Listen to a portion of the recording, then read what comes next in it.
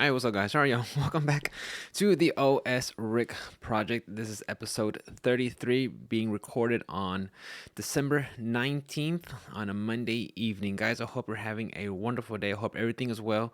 We have Christmas around the corner. I hope you guys have been busy with either holiday shopping or just spending time with the family or just relaxing, unwinding, get ready for the holidays, all that good stuff. So I found out I will be off the Monday after Christmas, which is great, 3 day weekend, and then the Monday after New Year's, another 3 day weekend. So I'm excited about that. But of course, that means this week is going to be rough. So anyways, guys, that doesn't matter right now.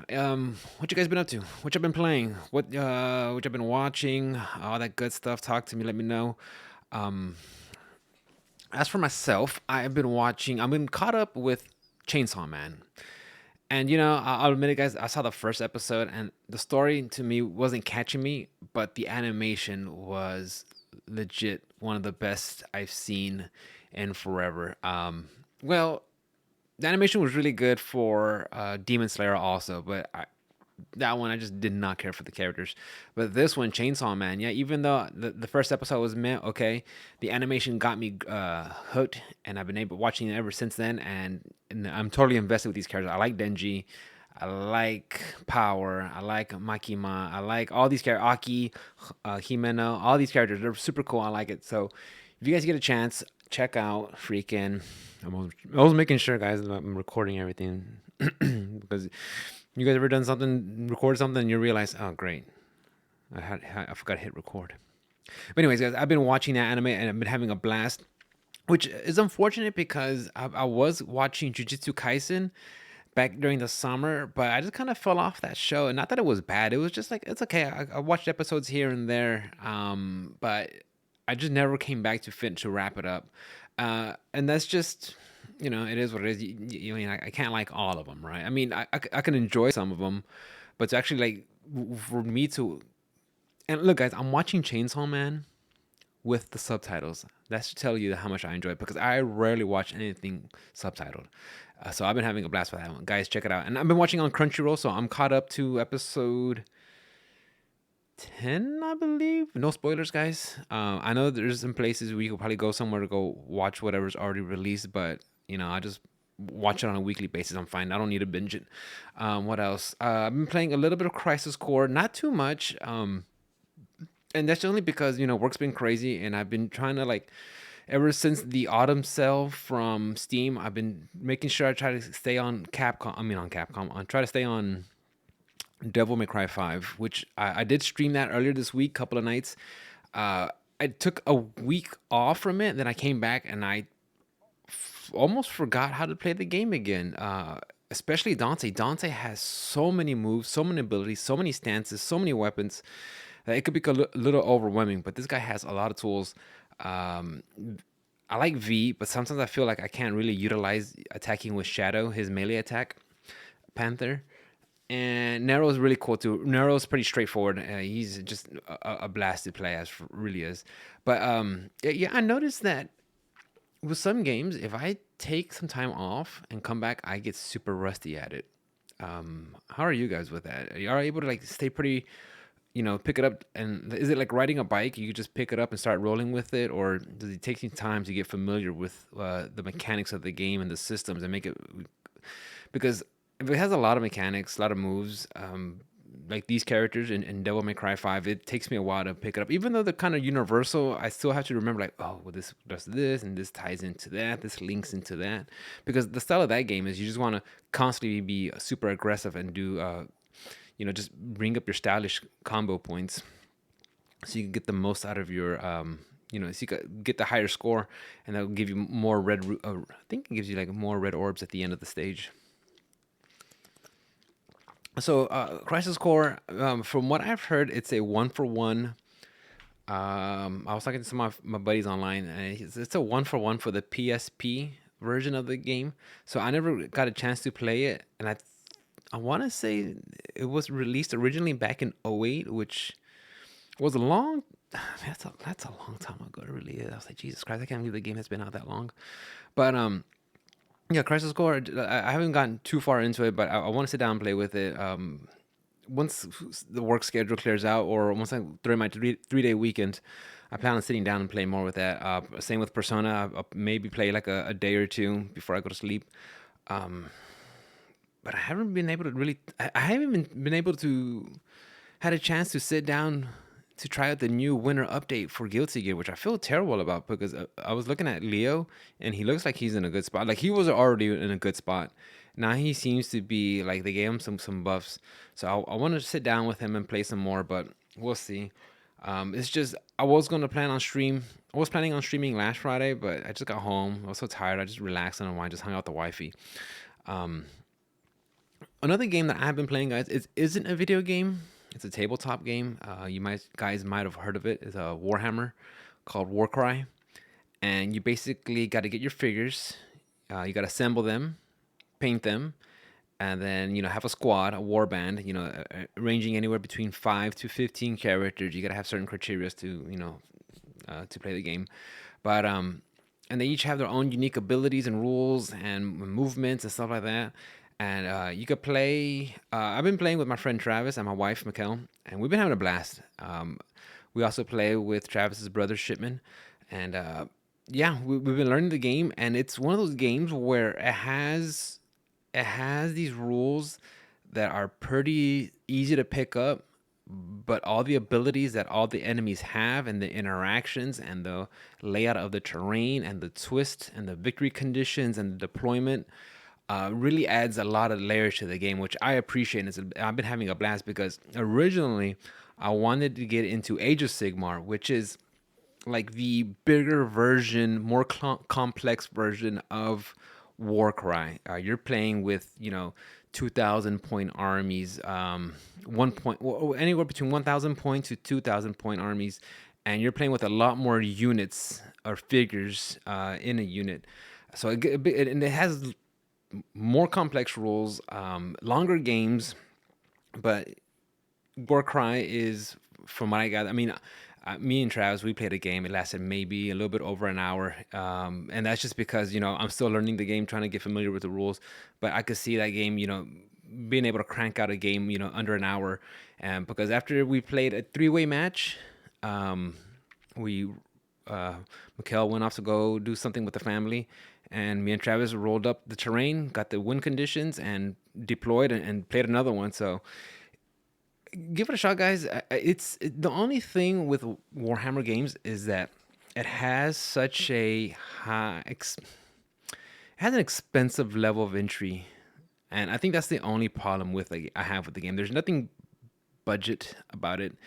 These figurines are expensive, and you have to assemble them yourself, and you have to paint them. Now, is it possible to get pre-assembled figures and painted figures on the secondhand market? Yeah, you can. But honestly, from what the little that I've had to play with Warhammer, and I started playing around Labor Day, so it's since September. Um, Half the fun is assembling your figures, painting them, going to different techniques, and especially if you have like a Discord or a bunch of other friends that are also playing, are also into it at the same time. Getting different, bouncing ideas off of them, painting ideas, techniques, and just having a conversation. It's really it could be really social too, because I mean everybody has their input on how they do things, and it's really fun and interesting because you might have a certain way of painting a figure, and your friend might have something different, and just talking to them could just add to your painting game, your painting techniques, just to try things out. So I would say, guys, if you get a chance to try it out, do it, but I would say be cautious because there is a steep entry, besides the figures, the rule books, getting the maps, and of course there's expansions that come out, and then sometimes rules get some core books, rule books get errated and get changed, and they become, it does happen. It does happen. So you just kind of have to be aware. But honestly, if you have a group of friends to play with, or you could go down to the comic book store and there's a weekly scene you could go, I would say give it a shot, guys. But I've been having a blast with it. I'll be posting more pictures. I'll post them on the Discord, guys. So if you guys are interested in that, let me know.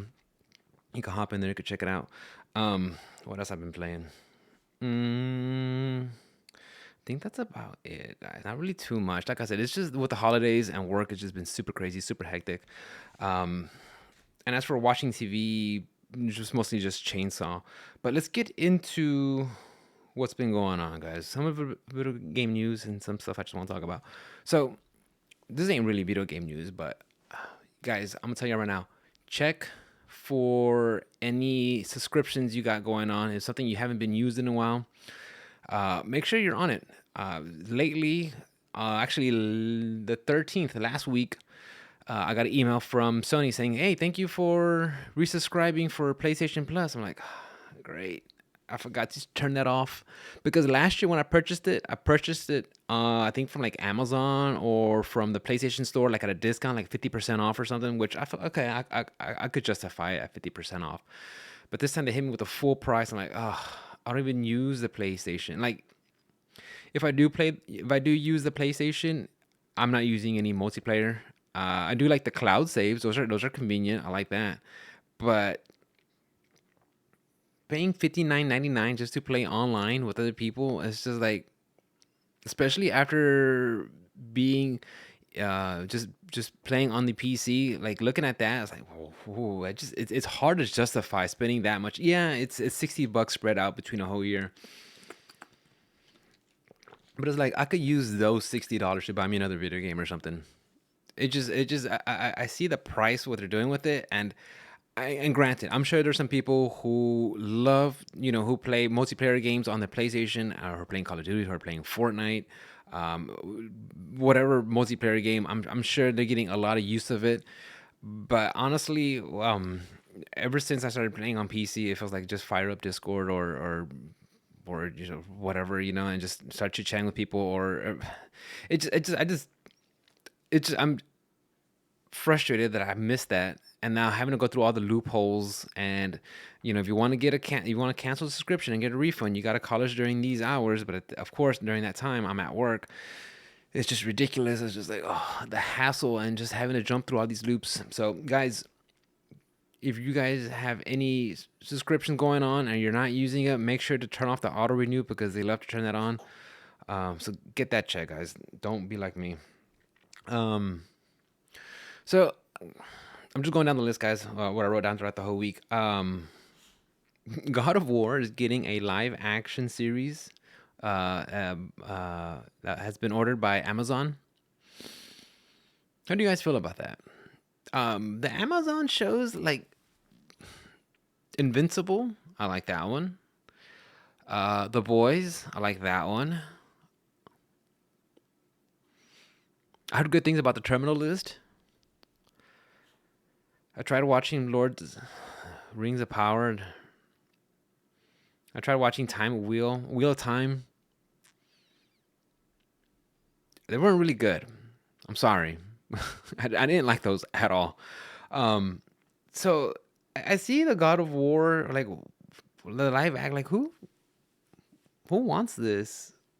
Like the fanboys, I mean, like I don't know. If you guys are into that, let me know because I want to see what's the hype about it. I don't. I feel like the games do that already, right? They already give you that nice cinematic experience. I don't know what the shows are gonna fill in. Kind of like the Last of Us HBO series that's coming out pretty soon. I have like zero interest in watching that. Maybe it'll be good. I don't know. But I just felt like the series already did this. Well, I mean, they did it with The Witcher, right? Based off the books or the game. I don't know. But yeah, God of War live action. I don't know who they're gonna be casting. I'm not excited.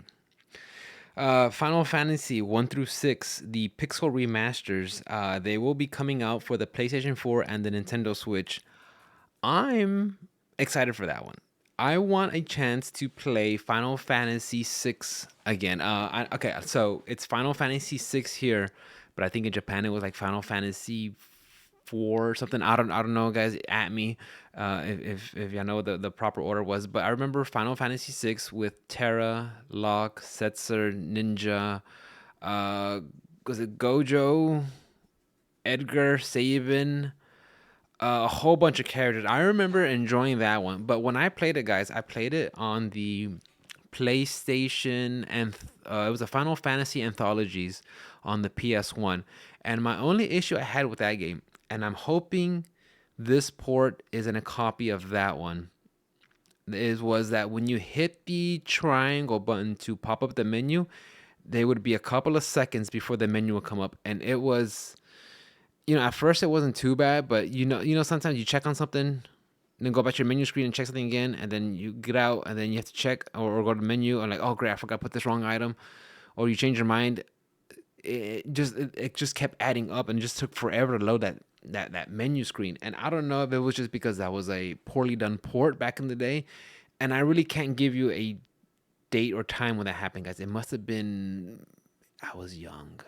It must have been in the 90s or something. But I remember I just remember it being a long time for the menu screen to load up. But besides that, I remember it being a really great story. I enjoyed it a lot. And I don't want to say story as in it's full of cutscenes and cinematics, and makes you walk down these narrow pathways while characters talk to each other. No, it's not like that. I mean, this actually had a good story while playing the game. And you're looking at, was it Nintendo graphics? Super Nintendo graphics. I can't recall, guys. I forgot what consoles already came out there. But you're looking at one of the first couple of generations of gaming, and those little sprites.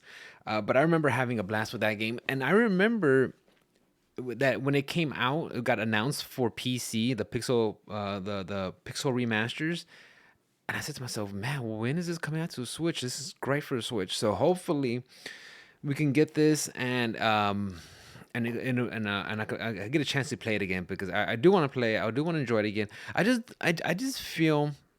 I feel like a lot of games like these little old school RPGs and stuff like that are perfect for the Switch, because you could take it with you, when you're out and about, or you're about to lay down, or you're in the couch and hanging out with a wifey or something like that.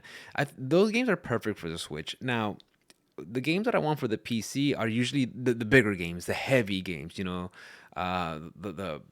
more recent games. Those are I want on my PC, right? Because those are gonna probably have the best. They're gonna have the best fidelity and have the best performance on a PC than having on the Switch. So with the Final Fantasy six Pixel remaster coming out, I think that'll be great. And the same goes for Persona 3 and 4 when they come out. I'm gonna get those on the Switch because I know I can.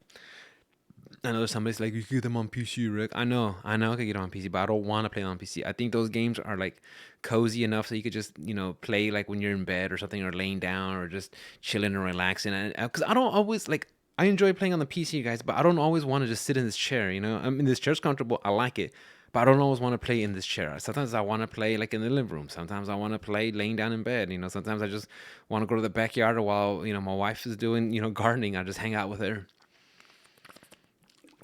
So, yeah, that coming out, I can't wait. I don't know if they're gonna have. I have to do some research, guys. Whether they're gonna have it like all four games like on one cartridge, or they're gonna have it where you buy each one online only.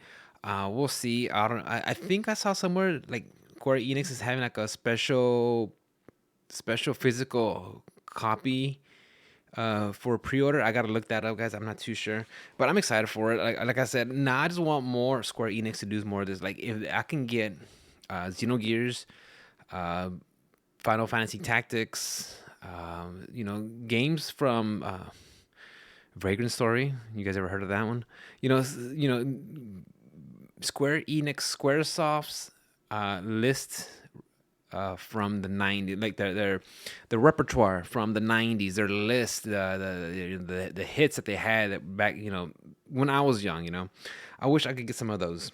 So I'm excited for it. Spring 2023. So next year, and I'm gonna do that, guys, for the next podcast. I want to make a list of I think we should do a year wrap up. We should go over all the games that came out this year, and we'll just do like a quick talk about what we thought about it, and then we can make a list for like the Q1, Q2 for 2023, and talk about the games that are coming up because I think 2023 is going to be a very good year.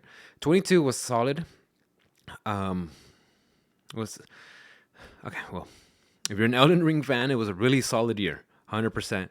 Um, uh, it was a good year. It was a good year. Okay, 2023 is shaping up to be just as good, or if not better than the previous year. So I'm excited for that. 2023, can't wait. And like I said, we'll talk about 2023 releases and all that good stuff. This one, Microsoft Activision deal. I know we've been talking about it. It's been going on. I know me and Ruben talked about it back on his podcast, Option Select Podcast. Guys, give them boys a listen. They're pretty good. I remember talking to Ruben about it on his podcast about it way back when, about the Activision Microsoft deal first forming. It's been going on. At one time, I thought it was a done deal. It was going to happen, just waiting for things to settle. But it turns out it looks like it might not be. Well, I don't want to say not happening, but it looks like their Microsoft is getting a lot more road bumps, speed bumps on their road to trying to acquire Activision Blizzard because I know they had something going on in Brazil. I know they had some stuff going on in Europe, and then now back here in the U.S., the FTC, the Federal Trade Commission, is it looks like they're blocking the deal, but I gotta do some more research. But if it all comes down to, from what I gathered, and you guys could go do research on yourselves if I feel like it. You want if it matters to you, if it shouldn't.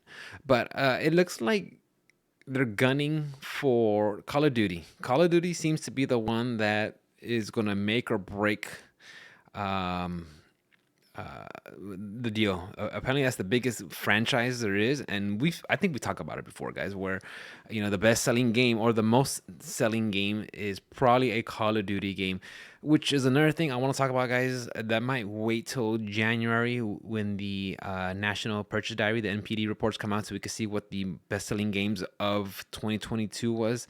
I know Elden Ring had it for the longest, but I'm curious now after Modern Warfare 2 has been released. Is it Modern Warfare 2? No, Call of Duty. Which one? I don't know. I forget what they're remaking. So I'm curious how that's gonna how it's gonna shape up for the end of the year. Most game sales.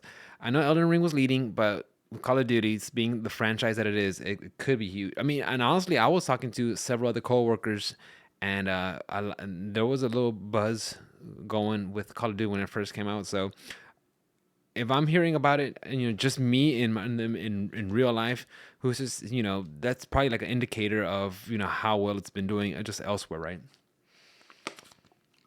But that Microsoft Activision Blizzard, they've been talking about it for a while now. Personally, I really don't care if Microsoft gets it or not. Like, I kind of want to see them get it, just so it can like light a fire under everybody else's ass. But at the same time, it's like Microsoft has picked up and acquired so many studios over the last 5 years, but haven't done anything spectacular with them. It just kind of like shows you like you could buy studios, but it doesn't mean you're always gonna get these bangers of video games to be released. Because I mean, Halo launched in a average release. I mean, it was missing some content. I think you couldn't. I think it didn't have multiplayer or co-op right out the gate, and missing some features. And it's been trickled out or something. I gotta look it up. What else have they had? Forza or something like that. Or is that? I don't know. But like, there just hasn't been anything. I mean, look, guys.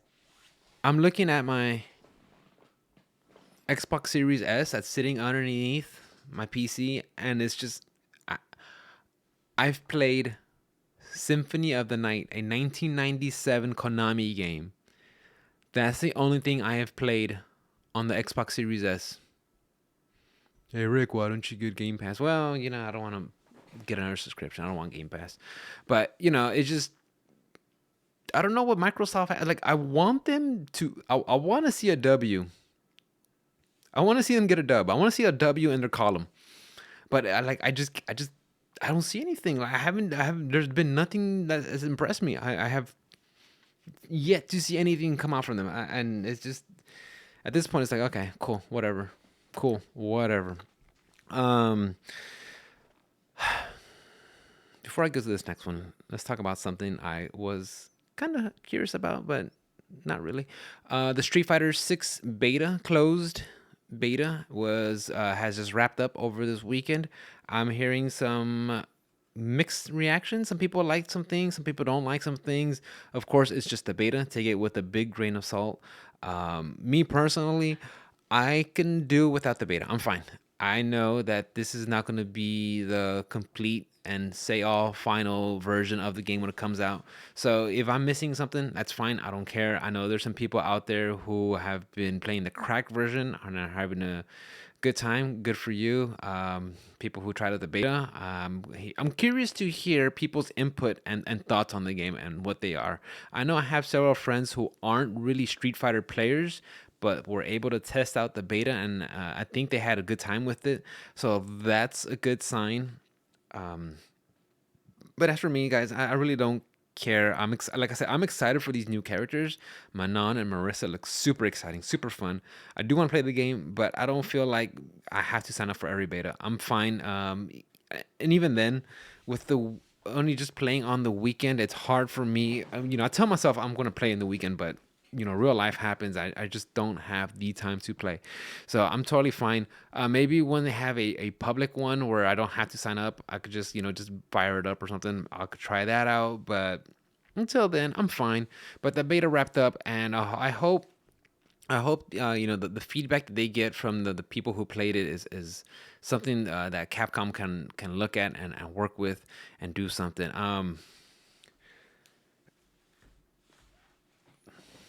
I hope nobody like goes to the beta and asks for more microtransactions. I hope that doesn't happen. I hope that's not a feature, but hopefully, everybody gets some feedback and help implement the game and polish it and make it even better. So I'm excited for that. But like I said, I didn't play it. Um, did you guys see? And I just saw this briefly. I didn't really research it. I just like while I was going through my timeline. They're gonna have a My Hero Academia X Fortnite crossover. Oh my god, it's like these guys they don't give a shit, do they? They'll just grab whatever they want, whatever's popular and like put it into our game. And it's just like is it fun? Is it fun? Am I truly missing out from not being part of the Fortnite hype train? Am I missing out 100%, guys? What do you guys feel about the game? Do you feel like this is something I should play? Now, I can't rightly critique it like hardcore and like really drill into it because I haven't played the game. Maybe it's a fun game, right? So I always feel bad about like just talking shit about it. I mean, I will anyway. I don't give a fuck. But it just feels like, damn, dude, they do nothing. It doesn't feel like they do anything innovative with the game. They just like, hey, what's selling? Cool, let's get these costumes and let's put them in the game. Oh, you could buy our season pass and we'll give you V-Bucks so you could use it to buy more things. It's like, I saw someone talk about that, like that being a positive, and I guess you can spin it as a positive, but honestly, it just, the cynical side of me just says, they're just giving it to you so you could just spend more. They probably don't give you enough for a full purchase of an item. They'll just give you just enough. So you have to tell yourself, well, let me just buy a little bit more. And then when they sell it, and the amounts that they sell it at, is it enough to be enough to reach one item to count for the purchase of a one item? So they give you, well, let me buy another one. Well, I don't have, well, if I just buy a little bit more, I have enough to buy these three things. It just, that's the feel. That's how I feel that they're that's their angle with the game. But I'm seeing more of these Fortnite X cross, these collabs and crossovers. Like it feels like I'm seeing these like every week now, and it's like why, It's like what are you guys doing? getting the money from the Zoomers. That's what they're doing. Good job, guys. If you guys like Fortnite, that's fine. It's just I just see that game and I just like I completely just shut it out. It's ridiculous. Um, what else, guys? Is that it? No way. Oh, a few more things. I did see that the Diablo 4 Collector's Edition, the limited collector's box from the Blizzard store, priced at 96.66, 666, get it, guys, will not have the game included. I think this was similar to what Sony did with one of the God of War Ragnarok special editions or collector's editions, where you had Mjolnir's hammer or Mjolnir, you had these little tokens, you had these little runes, you had all these little knickknacks and stuff like that, but there was no physical copy of the game. Call me old school, but shouldn't there be a game also included when you buy all this stuff? I mean, I know there's some consoles that are digital only, but if you're paying that much, shouldn't you get like a copy of the game? Uh, I'm guessing that's just a trend. Look, and I'm not an idiot, guys. I know this is another way that developers use to get some of their money back, right? To recover some of the losses because these are huge games, right? This game was what weighing in at $70 for the PS5 version, right? So I understand they got to make their money back, but Jesus Christ, it's like, what are you guys doing that becomes the norm where you get all this stuff but not even a game? I don't remember what they did with the. Damn it, guys! I think we talked about it, but the one with the Gotham Knights, I forgot how that came.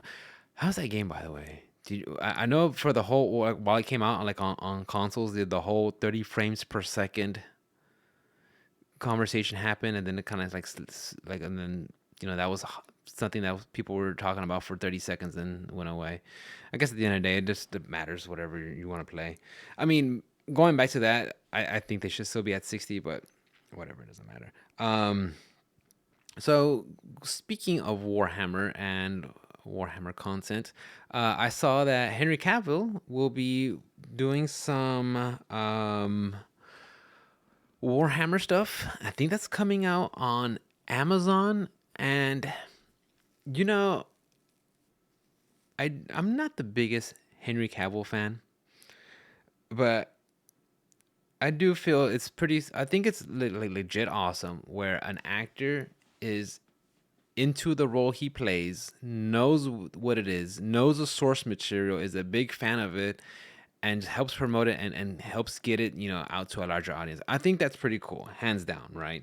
Apparently he is a big video game nerd, PC nerd, Warhammer nerd. Like he loves gaming and doing stuff like that. And honestly, like just hearing that, like the guy just seems more and more cool the more I hear about it, right? So I know he had a fallout with the showrunners or the I guess the directors for The Witcher, so he's out of it, and I think they're gonna have Chris Hemsworth fill in the role.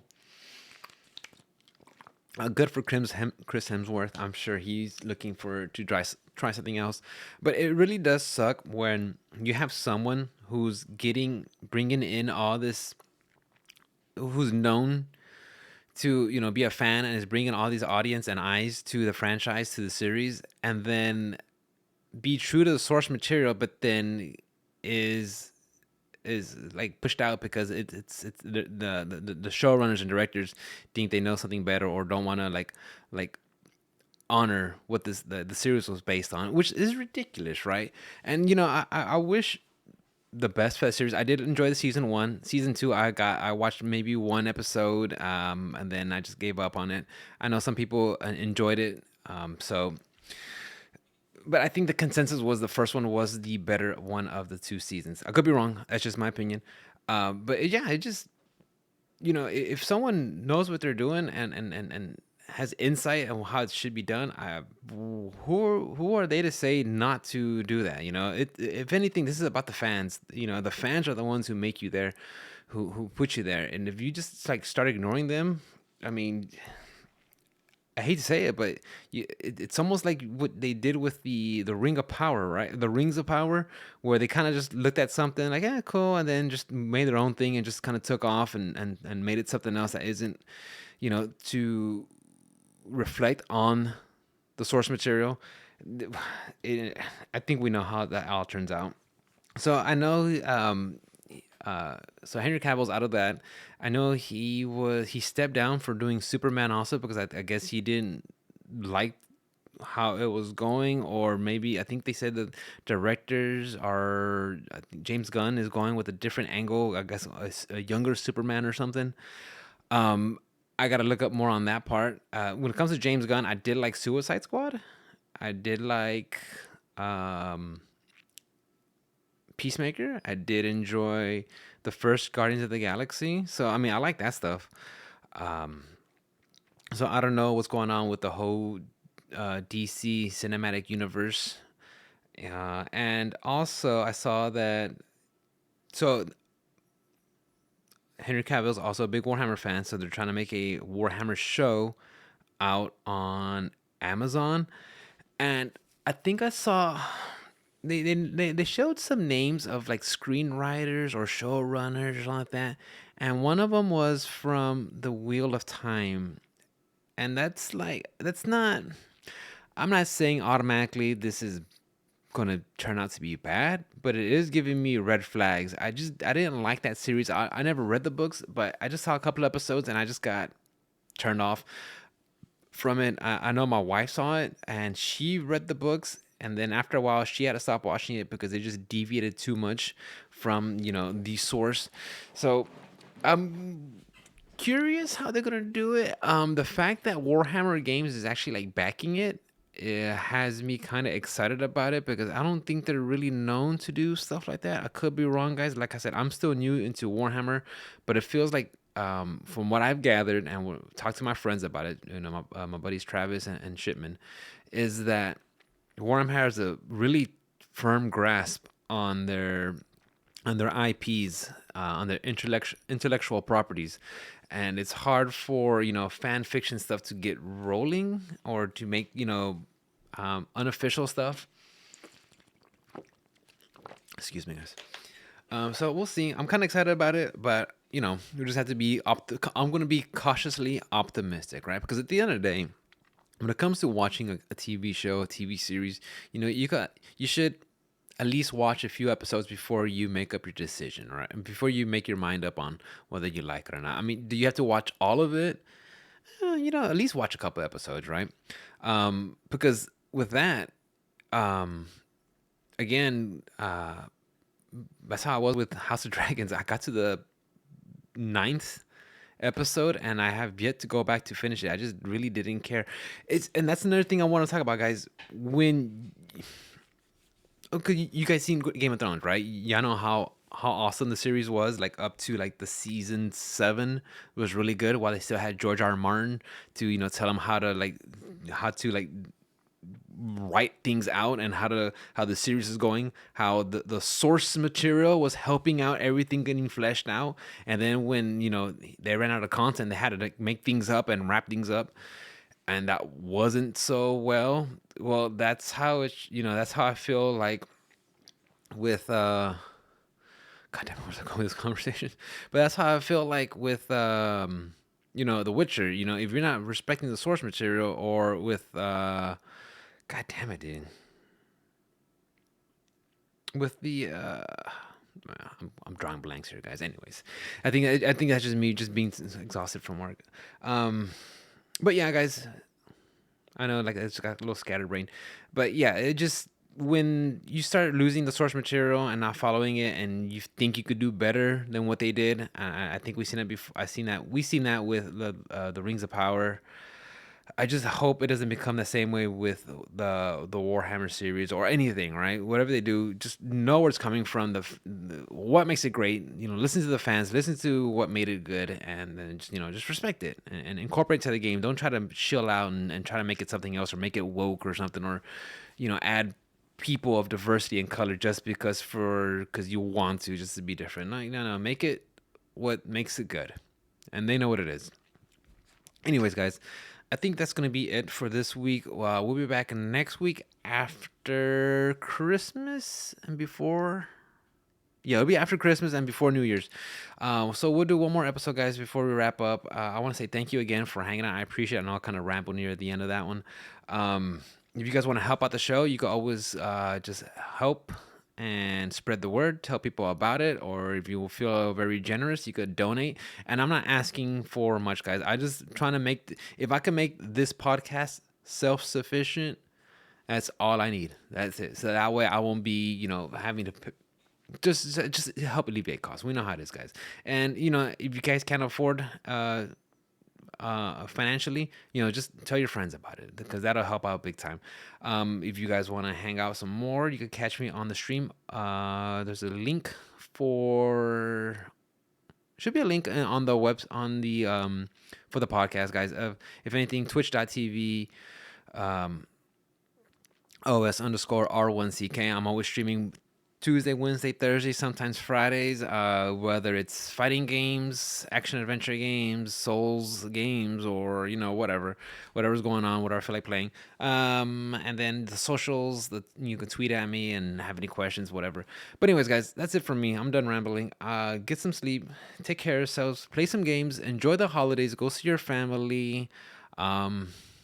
If you don't want to see your family, well then just enjoy your quiet time and relax and unwind and reflect and just you know just try to have a good time, guys. Don't let life get to you. Don't let work get to you. Remember to enjoy your hobbies, relax, do something fun, and just relax because you know why we're here for a short time and don't let them mess with you.